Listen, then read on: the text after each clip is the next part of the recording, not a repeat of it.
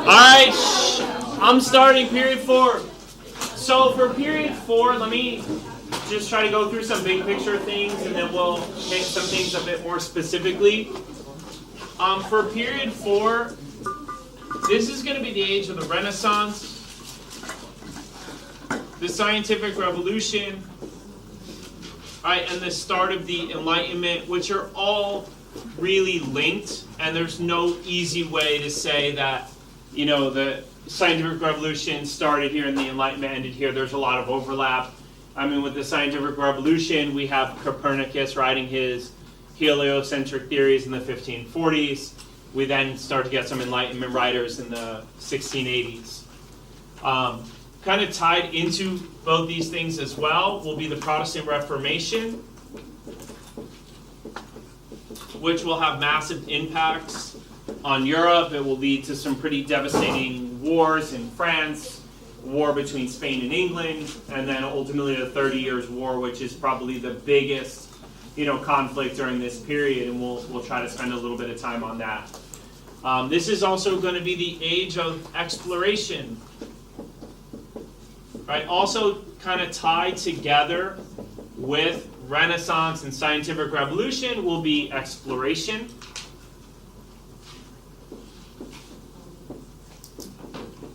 We use the term new monarchs with the age of exploration because these are monarchs that are a lot stronger than the monarchs of the Middle Ages. So the term new monarch, it just refers to monarchs that had stronger centralized power. And those new monarchs, they were investing a lot of money into science and exploration. So that's why I kind of bring them up at this point.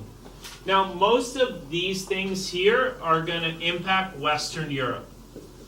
And this is really going to be the period of the class that the shift from kind of a world history course to a history course that kind of looks at world events more through the lens of their impact by the West a bit more. So even though the Protestant Reformation is going to have some impacts in Eastern Europe, and obviously the Age of Exploration will impact just about everybody, they're really heavily influenced by Western Europe.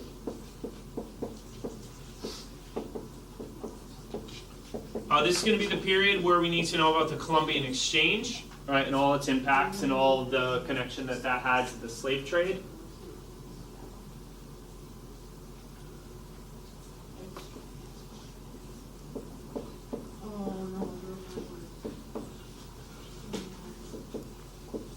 This is going to be the period for the gunpowder empires, which are the Ottomans, Safavids, and the Mughals. Ironically, they are empires that build their power with gunpowder, but then they're also empires that allow their militaries to fall behind the West. I would encourage from gunpowder empires, everything you can about the Ottomans. I'll try to do a decent job of talking a bit about them. If I had to order them, I would say Ottomans, Mughals, Safavids.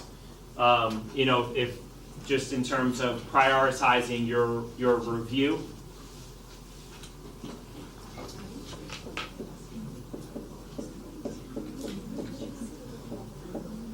So this is going to be the period where we see the rise of Russia as a world power under Peter the Great, and the continued isolation of China.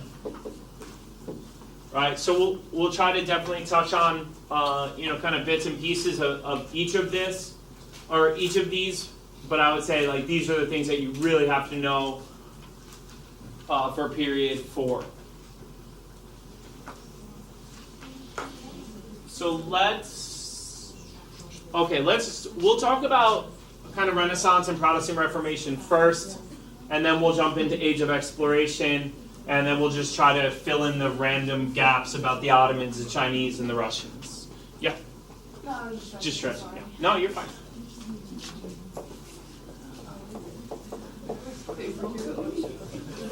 So during the period of Renaissance, yeah. I don't want to interrupt. No, interrupt away. Here, but can you explain how the Mughals started the it's not that the Mughals start the Islamic-Hindu rivalry, because even before the Mughals, you had a group called the Delhi Sultanate that had governed India as an Islamic empire. So India already had 250 years of Islamic ruling, but the first Mughal emperor was really like tolerant religiously and was willing to embrace some sort of blending of Islam and Hinduism. But then the later Mughal rulers, specifically a guy named Aurangzeb, they became really religiously intolerant and tried to really aggressively promote an agenda of Islam and suppressing Hinduism. So it just like, in the Mughal period, you go from where there's like some toleration of both to where there's really serious repression of both. And then after Mughal period is the British rule that comes in, and they just tried to act like everybody in India was exactly the same, which just compounded those tensions more and more. That's good? Yeah. Answer. And we didn't even talk about the Delhi Sultanate, and I guess we kind of ignored India a little bit.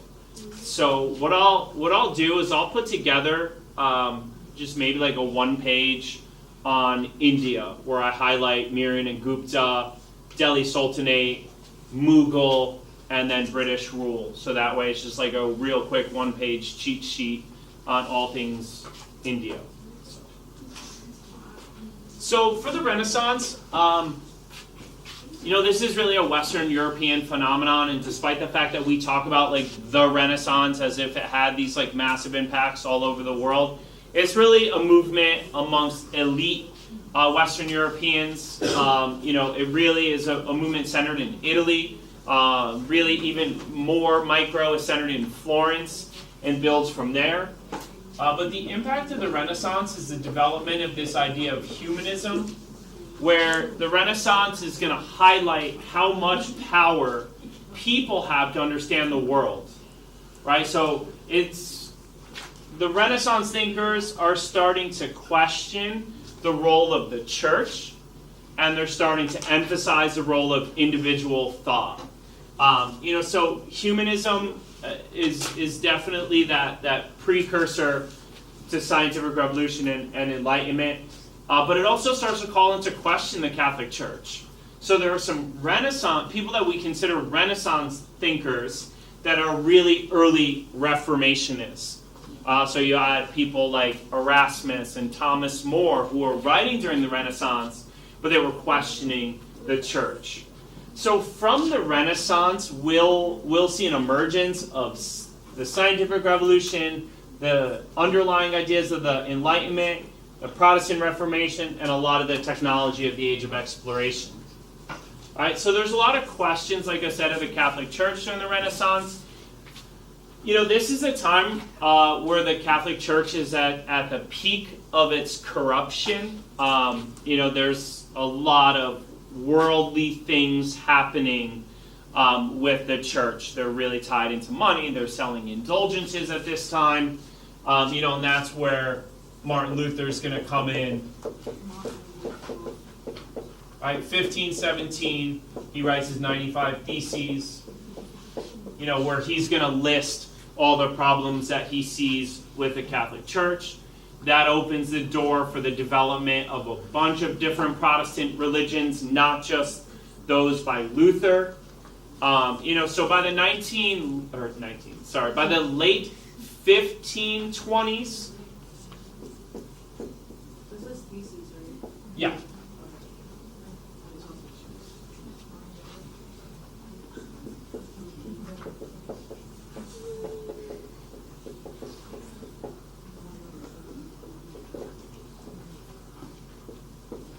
Sorry, I'm going to add 1520s, 30s. You have four main Protestant branches: Lutheranism, Calvinism, a group of people called the Anabaptists, and then the Anglican Church, which is the Church of England under Henry VIII.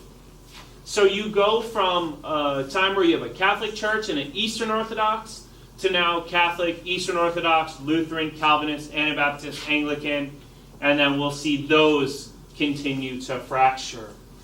The reason why we need to know this is because there's going to be a lot of religious warfare in the 1500s. The Catholic Church is not going to take the Protestant Reformation lightly. And from this, we see the Counter-Reformation. And this is where the Catholic Church kind of hits back at the Protestants and say, like, oh, we're not just going to accept that you're going to come and take or usurp all of our power. So the Counter-Reformation is really centered at something called the Council of Trent, where the Catholic Church comes together to try to reform itself and, kind of semi-works at fixing some of the most heinous violations, but doesn't come to a point where they could reconcile with Protestants. So this Council of Trent is about 20 years of meetings where high-ranking clergy from the Catholic Church come together and say, okay, what are all our problems? How do we fix them? And the Council of Trent is going to end in the 1540s. So this is 1530s and 40s. And they say, okay, we need to get better at training our clerics. So we need to make sure that all of our priests actually know how to read Latin. At this time, the Bible was only written in Latin. So we need them to be reading the Bible. We need them to be responsibly managing their parishes. But then the Council of Trent also creates something called the Order of the Jesuits. And this was kind of the military arm of the church.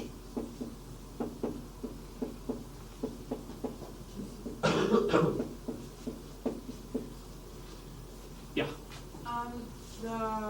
That became the issue of having priests use their own interpretations to preach or teach about their religion. Is that what the conflict was? Yeah, well, absolutely. So back here, one of the many corruptions in the church was that there was no consistency of the interpretation of the Bible. So if you went, to one church in Germany, you may have gotten a really different sermon and interpretation than a ceremony in France. What they were finding in some areas were you had people that were preaching, in quotes, without even ever having read the Bible themselves, right? And, there was, people there was priests that had multiple churches that they were supposed to be responsible for. But then they would just kind of outsource. So I was getting paid to run a church, and I would just hire Jada and be like, hey, go do it for me. And that was a problem. And one of the things that the Council of Trent got rid of, they no longer allowed what was called pluralism, one person to have multiple churches. So the thing that we'll focus on a little bit is the religious warfare. If we had, hours and hours, I would tell you really cool stories about the French religious civil wars, but we don't have hours. Although, if you want to take AP Euro next year, we could spend some time talking about the religious wars in more detail.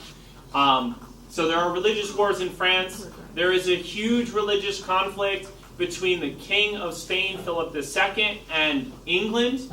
And this is worth noting because it's when Spain really starts to fall from power. Right? So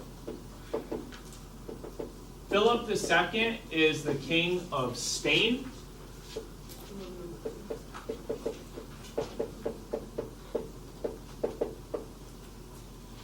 And Philip decides that he's going to re-Catholicize the world. And he attempts to invade England in 1588 with his massive Spanish Armada. And this is a major defeat for Spain.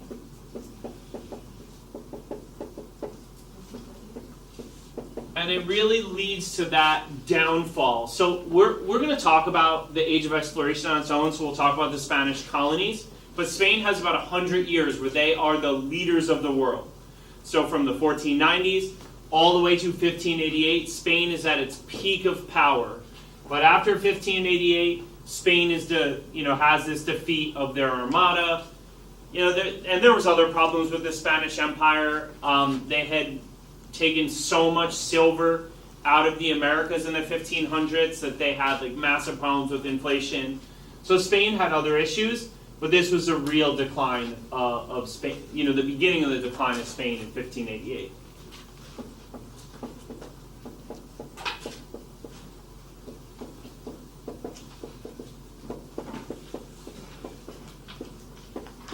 So from 1618 to 1648 is the 30 Years' War. In my opinion, this is like the biggest, most impactful war of this period. The 7 Years' War will come in period 5, and that would be the war I would tell you need to know for period 5. But the 30 Years' War, this starts off as a religious civil war.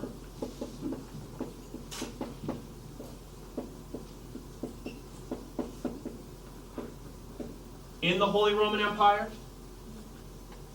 Right? If you don't know what the Holy Roman Empire is, that was a loose confederation of German states where the Pope had tried to pull all the German states together to build a political entity in Germany, right? But it just didn't work out to be very strong.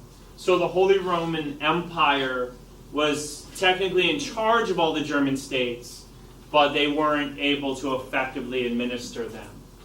But this starts as a religious civil war, but it becomes more of a political conflict.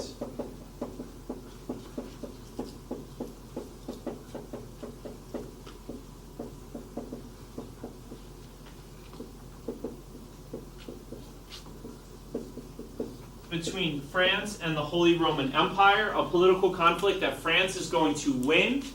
And this 30 Years' War changes the dynamic between governments and religion, right? The world becomes a bit more secular after this.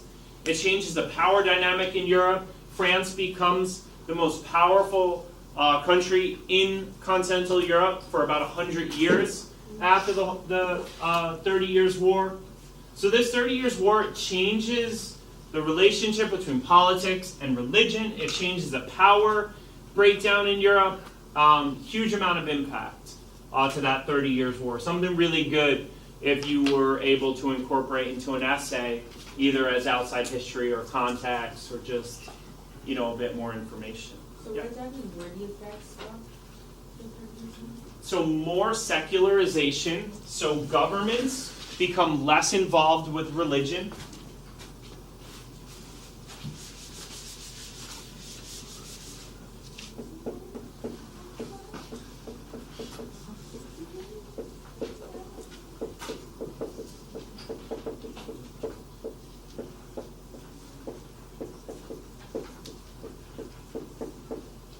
The emergence of France as the strongest country in Europe. For 100 years, France will be the diplomatic center of Europe.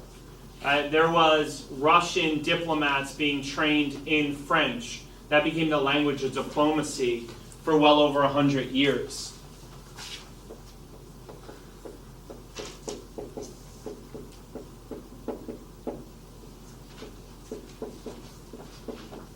We also see the rise of Prussia, which will eventually become Germany. So Prussia will lead the unification of Germany.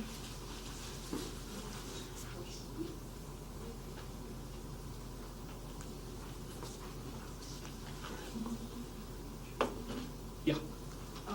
This might be a weird question. Why is it called Prussia? Yeah. Just It's not a weird question. It's just one I don't know the answer to. There's probably a good answer, but I just don't know. it just sounds like, It sounds like Russia, yeah, that's what I'm. but it's not Russia. It's Prussia. I'll come up with a better answer. No. I'll find the answer. I'm really not sure. It sounds like Prussia and Russian. Yeah, but it's not because it's in Northern Europe. So yeah. I thought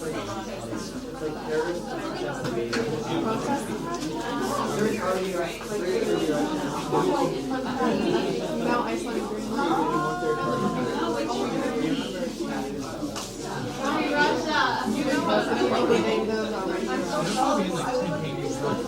No, it really wasn't. All right, so moving on to the Age of Exploration. For that, the Age of Exploration is a bit less important than the Age of Colonization, and that's what we'll quickly focus on. So when you're thinking about colonization, we could look at Spain and Portugal, and then we could look at the Dutch, the English, and the French together, right? So if we had to do a compare and contrast, right, we're really solid to compare Spain and Portugal. and then also to look at the Dutch, the English, and the French. Now we have to kind of simplify this a bit to make it work, but it generally works pretty well. In general, the desire for Spain and Portugal was to extract resources from their colonies, right? They were not thinking about their colonies as a place to permanently send people from their nations to live and establish an extension of their nation. So they were sending people there to govern the natives to extract resources. Now what happens is there was people from Spain and Portugal that saw opportunities in the colonies, and they went there willingly, and then they ended up mixing with the natives. The church plays a role. But the original idea was we're just going to go to these colonies, we're going to get as many resources as we can get from them. Now again, a lot of these things are connected, so when the Protestant Reformation happens, Spain and Portugal were both Catholic nations, so they decide that they're going to use this as a way to spread Catholicism. Alright, so one of the things that the Spanish and the Portuguese are going to bring with them is their religion and the church.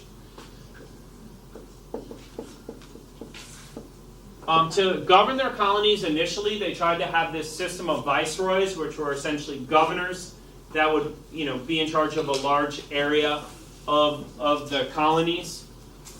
And then, at times they would try to utilize, the natives to do some of the governing as well.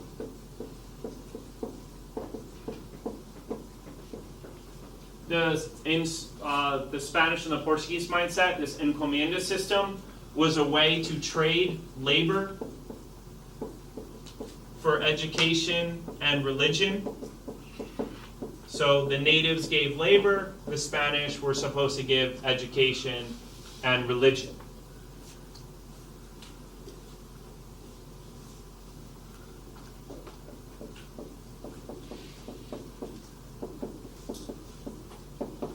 We had a lot of racial mixing in the Spanish and the Portuguese colonies. So then we saw the establishment of all these racial categories that were really strongly enforced. So peninsulares were people that came from the Iberian Peninsula, first generation, and then we went down from there, like mestizos were people that were mixed.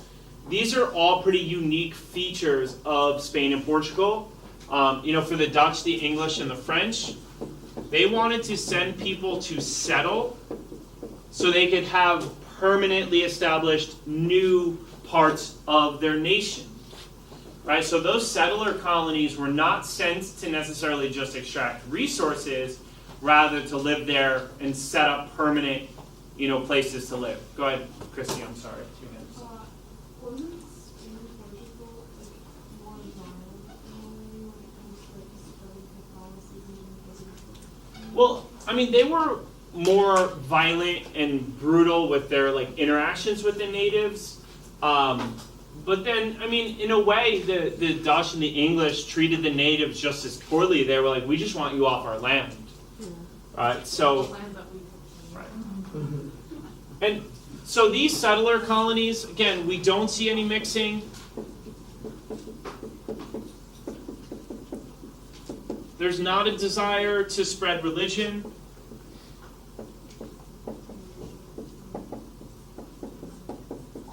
And really the Dutch, the French, and the English just wanted the land. They wanted to extend their nations to new territories. Now, France is kind of our one exception here in that they did use diplomacy with the natives. And that will explain, for those of you guys that know a bit about the 7 Years' War, the French and Indian Wars, it will explain why the French were able to team up with the natives, because the French were definitely the ones that were treating the natives the best out of these groups. They didn't just go in, push them off the land, and violently, suppress them, but rather they tried to, negotiate. Yeah. So the French indirectly spread Catholicism by putting people into those colonies. but not in the missionary way that the Spanish and the Portuguese did it. When Spain and Portugal came to the colonies, they brought representatives from the Catholic Church with them. We didn't see that nearly as much with the Dutch, English, or French. France, in a lot of ways, they don't fit the model with the rest of the European Catholics, because even though they're Catholic, their monarchs had long kind of taken a step away from the Catholic Church.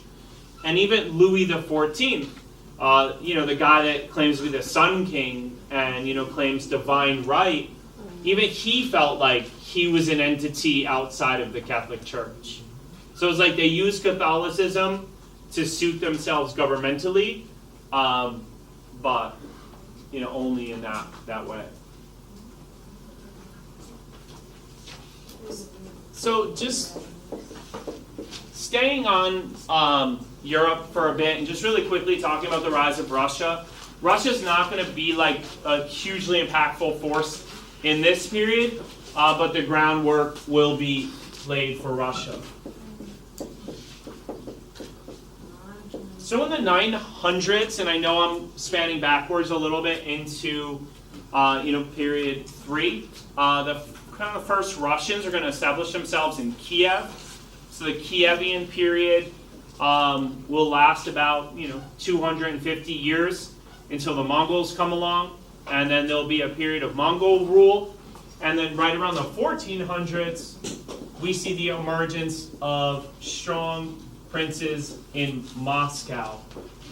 This is referred to as the Muscovy period because the center of Russia is Moscow, right? And the princes of Moscow, the Ivans, they're the ones that are going to get out from under Mongol control. But it's really tough for Russia because they have really powerful nobles. So there's constantly warfare between nobles, even when they come together to decide that they need a king in the 1600s. There's just not a monarch that's really that powerful in Russia until Peter the Great comes along.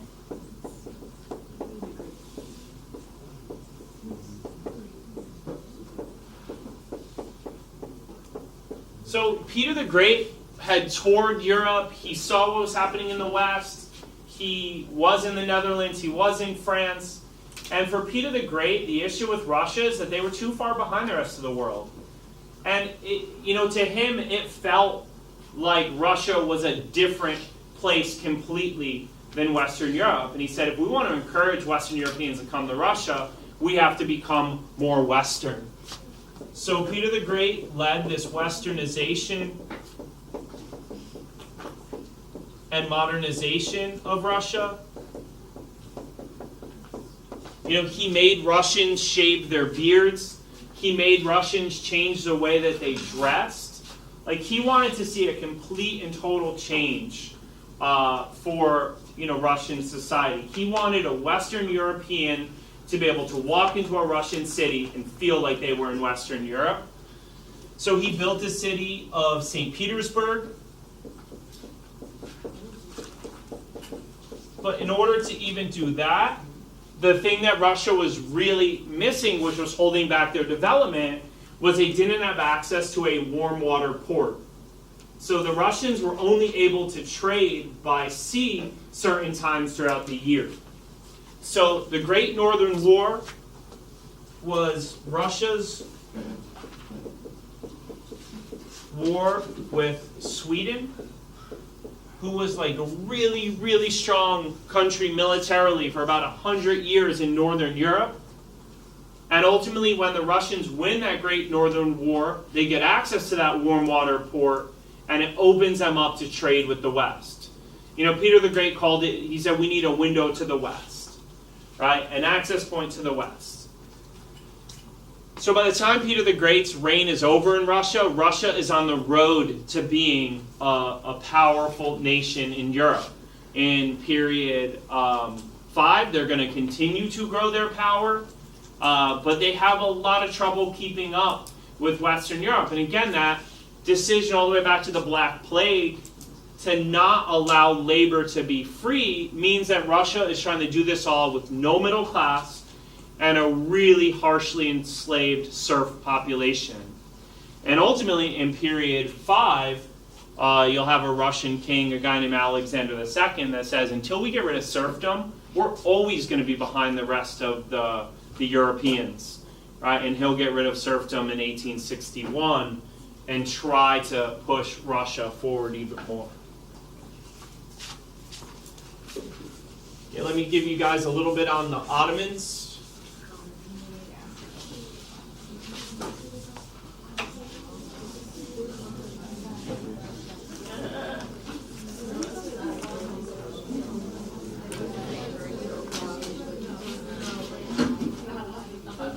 All right, so for the Ottomans,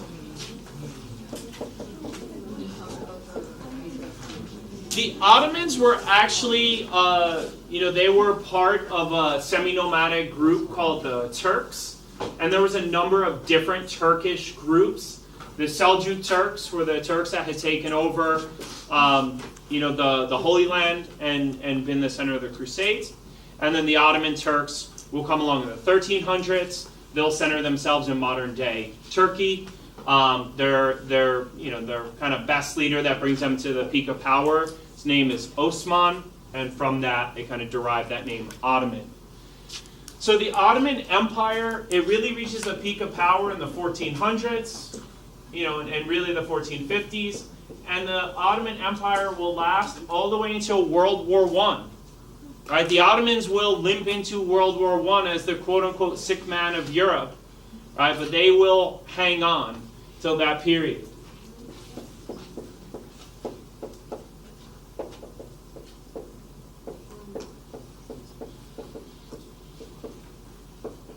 So they conquered the Byzantine Empire in 1453. That gives them that gateway they want into Europe. They will try to take over Europe. Their farthest advance into Europe will be when they attempt to siege. Well, they don't attempt it, or they siege Vienna, and they're pushed back in 1689. So the Ottomans are going to be a thorn in the side of Eastern Europe for quite a while, right? And that Holy Roman Empire, one of their biggest jobs during period 4 was trying to hold back the Ottoman advance. The Ottomans are really centralized. They are religiously tolerant. And they actually go even farther than that. They embraced other people in their empire, and they instituted a system where they would actually put essentially a tax on people. Right, so if you were conquered by the Ottomans, you had to give them a number of people. Right, they particularly wanted boys that they could then train and put into their army.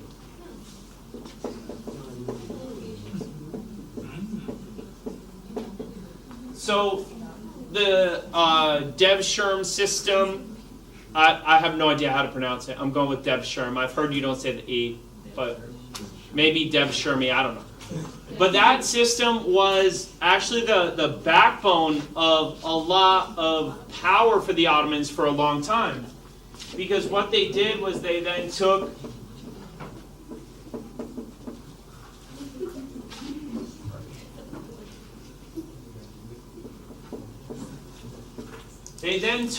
that tax of people and they created this group called the Janissaries.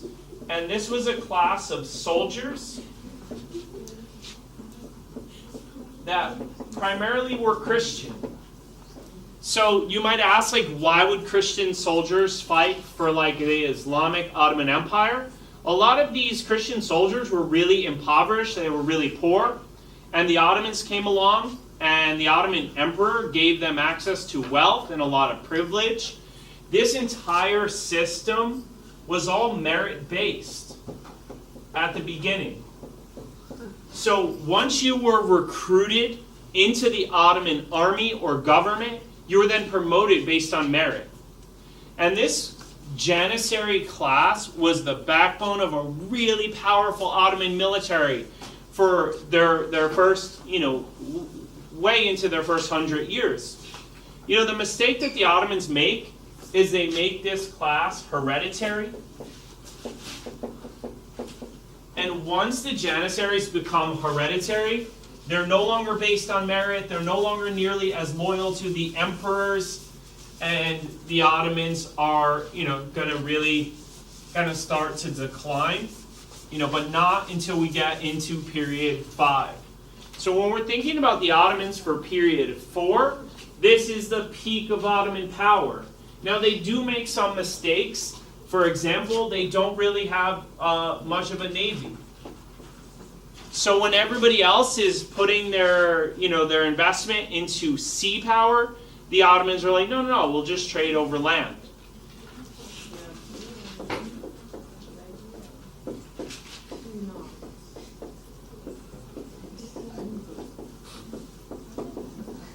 And the Ottomans also just don't feel like the Western science has much to offer them.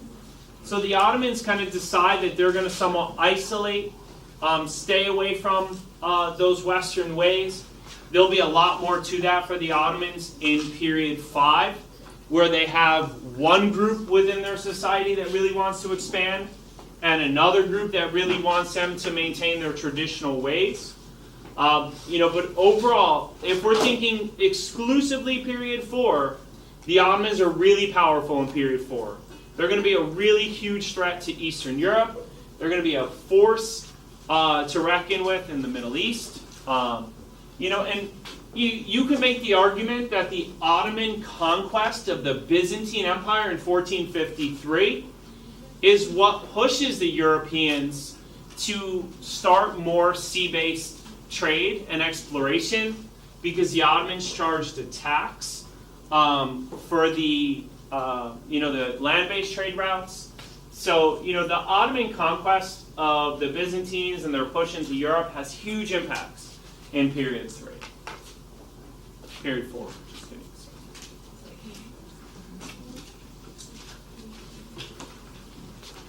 So I know that was a massive amount of info in 3 hours time. What is there lingering questions from period 1 to 4?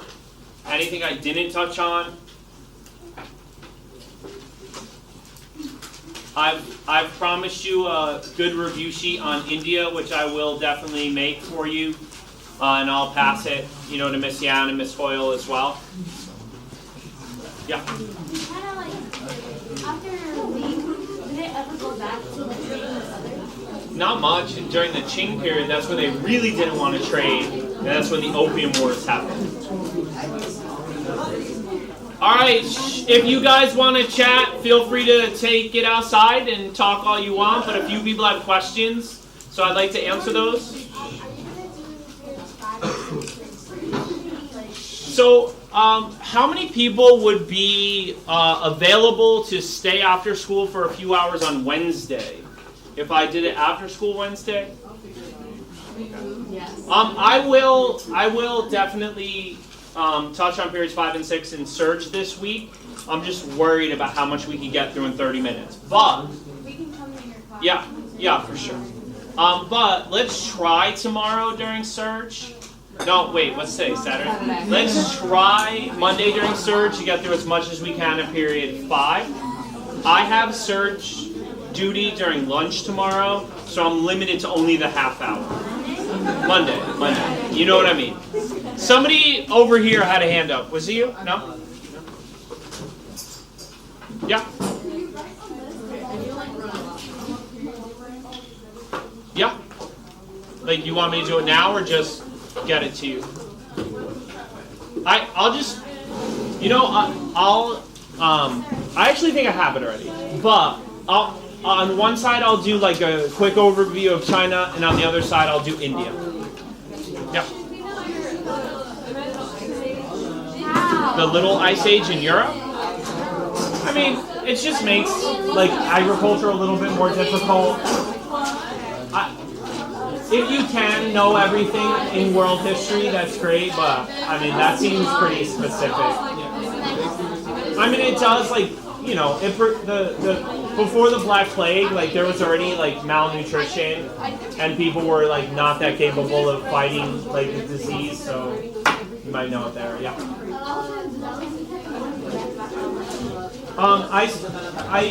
Yes, I think so. And I said I'll make a review sheet for India for you guys. Yeah. I can. What I could do is period 5 on Monday and Tuesday. Do you have something during Surge tomorrow? Oops. Or